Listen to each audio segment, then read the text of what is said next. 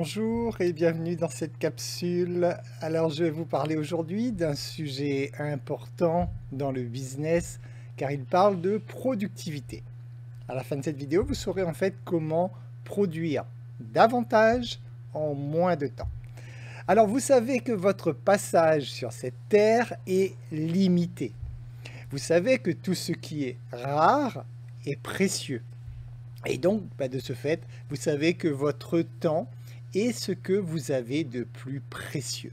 Donc, bien sûr, la gestion du temps, qu'on appelle souvent d'ailleurs plutôt gestion des priorités, quelque chose d'essentiel, aussi bien pour votre business que pour votre vie personnelle, puisque c'est vraiment ce que vous avez de plus précieux. Donc, produire davantage en moins de temps, effectivement, c'est le but recherché par toute personne qui est à la tête d'une entreprise.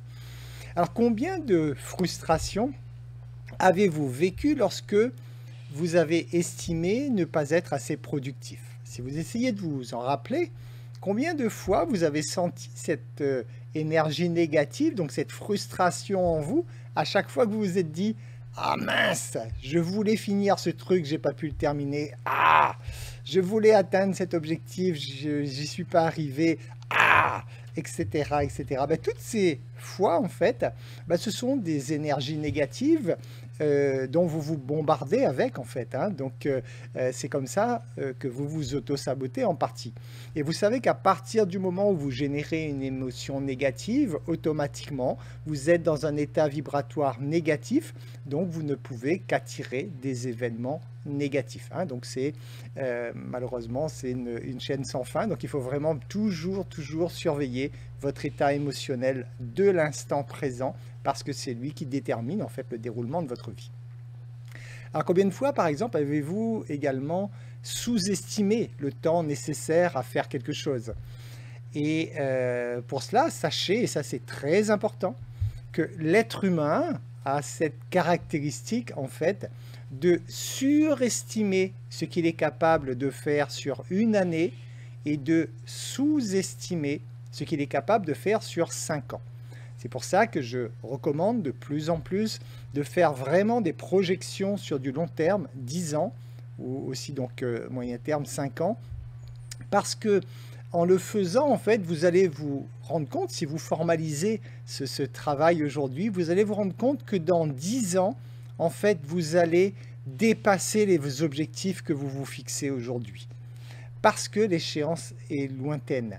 Alors que sur une année, l'humain est ainsi fait, on a tendance à vouloir atteindre trop d'objectifs, à vouloir faire trop de choses.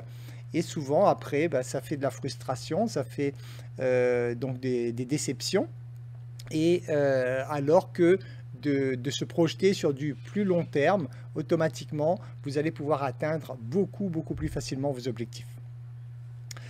Lorsque vous êtes une personne active, ce que je ne doute pas si vous êtes là en train d'écouter cette capsule, vous voulez naturellement en faire davantage en moins de temps. Et ça, c'est normal et j'ai envie de même dire, c'est très bien. Il faut juste savoir comment le faire. Alors, vous avez peut-être déjà essayé, vous avez cherché à mieux vous organiser. Vous avez déjà compris que l'organisation est essentielle pour mieux gérer son temps. Vous avez cherché peut-être aussi à automatiser, bien sûr. L'automatisation est une solution également qui vous permet de gagner du temps, en faire davantage en moins de temps. Vous avez peut-être cherché aussi à faire plusieurs choses à la fois. Alors là, par contre, c'est quelque chose qu'il va falloir revoir. Vous avez sûrement cherché à aller plus vite, à faire les choses plus rapidement pour pouvoir en faire plus en moins de temps. Là aussi, c'est douteux comme méthode.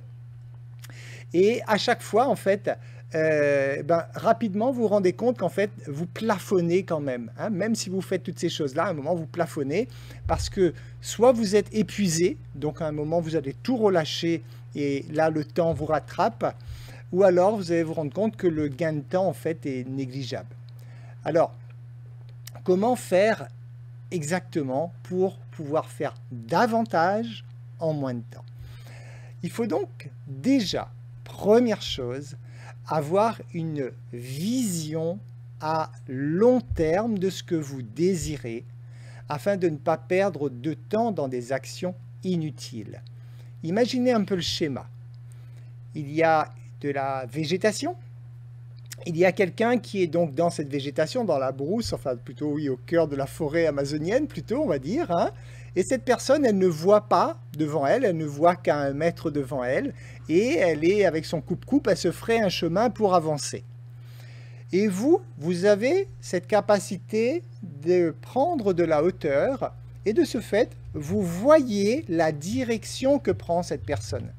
Et là, vous pourriez voir, par exemple, que cette personne, elle va tout droit vers une falaise où elle ne pourra pas aller plus loin, par exemple. Alors que avec cette altitude que vous avez, vous voyez tout simplement qu'il est beaucoup plus simple de prendre un raccourci pour aller là où vous voulez aller, par exemple. Ben, c'est exactement ça la vision. La vision vous permet de prendre de l'altitude, prendre du recul pour bien vérifier dans quelle direction vous voulez aller. Et lorsque vous avez bien clarifié cette direction avec une belle vision bien claire, ben, il vous est beaucoup plus rapide d'aller juste dans la direction nécessaire. Sinon, vous risquez de faire comme cette personne, vous vous engagez sur un chemin en regardant juste ce qu'il y a devant vous, et en fait, vous n'êtes pas du tout dans la bonne direction, ou alors vous êtes en train de gaspiller votre temps, votre énergie, alors qu'avec une belle vision, vous allez directement par le raccourci, par le point le plus court, en fait, hein, qui rejoint le point A au point B. Donc déjà, première chose, avoir une vision à long terme claire. Ensuite, une fois que vous avez défini votre vision à long terme, il faut donc naturellement avoir une vision sur vos objectifs intermédiaires qui vous doivent être clairs également. Donc pour parvenir à cette vision à long terme, quelles sont les étapes intermédiaires par lesquelles vous allez devoir passer? Tout ça, il faut absolument que ce soit bien défini, que ce soit clair dans votre tête, une fois de plus, pour éviter de gaspiller du temps à faire des actions qui ne correspondraient pas tout à fait à l'atteinte de l'objectif que vous vous fixez. Ensuite, apprenez bien sûr à planifier vos tâches, parce que plus vous allez planifier vos tâches, ben ça va vous éviter du stress inutile déjà, et vous allez gagner du temps en fait par le fait d'avoir instaurer des habitudes. Vous le savez, lorsque vous mettez en place des habitudes, vos habitudes deviennent un comportement inconscient. Ce n'est plus vous consciemment qui mettez de l'énergie à faire cette habitude, mais ça se fait de façon automatique. Donc de clarifier, de planifier vos tâches vous permet donc d'instaurer cette fameuse habitude et donc pareil une fois de plus de ne pas gaspiller du temps inutile et donc de faire qu'une tâche répétitive sera beaucoup plus rapide à faire qu'une tâche occasionnelle parce que votre cerveau est déjà prêt à exécuter cette tâche. Alors vous pouvez aussi opter pour une analyse, l'analyse qu'on appelle PESTEL. Alors PESTEL, ça veut dire P comme, en fait ce sont toutes les catégories d'influence d'une entreprise. Alors, on ne va pas rentrer dans le détail de cette formule. On pourrait faire une capsule exprès pour ça, mais juste pour que vous sachiez que ça existe. En fait, c'est tout l'environnement qui permet à une entreprise d'être compétitive, d'être efficace. Dans cet environnement, il y a des facteurs politiques, bien sûr, parce que vous êtes dépendant des choix politiques pour le fonctionnement de votre entreprise. Il y a des facteurs économiques, il y a des facteurs sociologiques, il y a des facteurs technologiques, environnementaux et légaux. Oui, parce qu'il va falloir vous reposer sur les lois pour pouvoir faire votre activité. Donc ce sont les lettres qui définissent donc PESTEL. Hein. Donc, comme je vous le dis, on ne va pas détailler ça aujourd'hui, mais sachez que ça, c'est tout l'environnement dans laquelle votre entreprise doit évoluer et que vous le vouliez ou non, vous devez tenir compte de ces choses pour que ce soit efficace, pour que votre entreprise fonctionne. Autre conseil, donc l'autre solution pour gagner du temps, pour être plus performant, faire plus de choses en moins de temps, bien sûr, c'est automatiser tout ce qui peut l'être.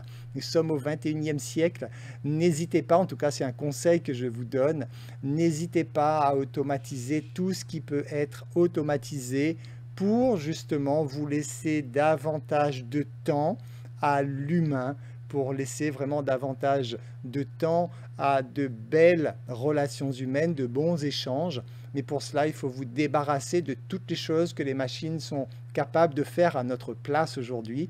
Donc vraiment, chercher à automatiser, c'est vraiment un gain de temps extraordinaire. Hein. Si vous avez par exemple un message envoyé à, je ne sais pas, une centaine de collaborateurs par exemple, il est évident qu'il faut trouver une solution pour que vous puissiez envoyer ce message aux 100 collaborateurs en même temps. Vous n'allez pas faire 100 fois le message. Donc c'est le genre de choses, dans la mesure du possible bien sûr, hein, s'il ne s'agit pas vraiment d'un message absolument personnel, mais ce sont le genre de choses donc où vous devez vraiment vous appuyer sur la technologie pour faire davantage de choses, pour être beaucoup plus productif en moins de temps.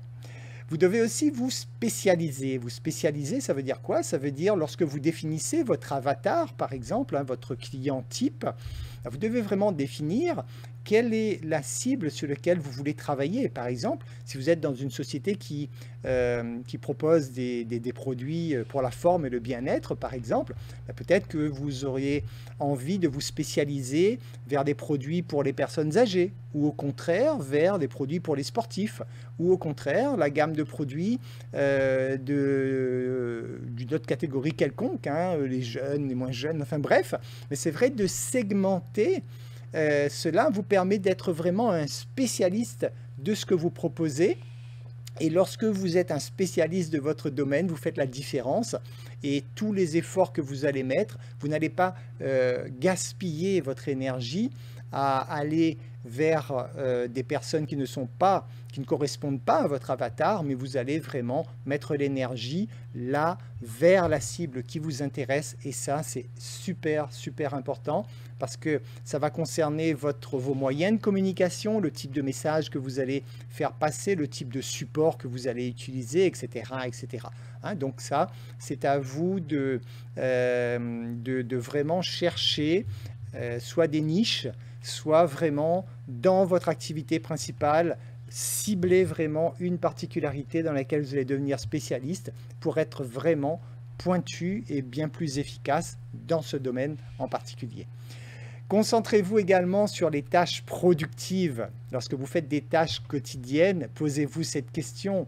Est-ce que cette tâche est productive? Est-ce qu'elle fait vraiment avancer mon business? Est-ce que elle est importante? Est-ce qu'elle est essentielle pour que mon business avance? Ou est-ce que c'est une tâche qui est là pour faire partie du lot, et à ce moment-là, vous la mettez de côté pour vraiment travailler en priorité sur les tâches productives. Voyez aussi chaque tâche que vous accomplissez, voyez ça comme un investissement, et c'est le cas. Et dites-vous que tout investissement doit avoir son ROI, son retour sur investissement. Donc, quel que soit le temps que vous mettez à faire une tâche quelconque, on parle vraiment business aujourd'hui, cet investissement que vous avez fait, dites-vous qu'il faut l'amortir.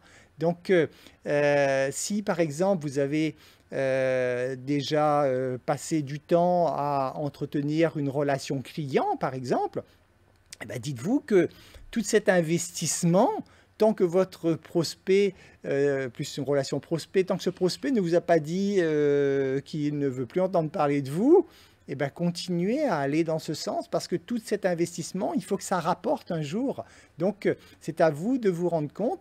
Évitez de faire des tâches, donc du temps investi pour quelque chose qui, au final, ne rapporte rien.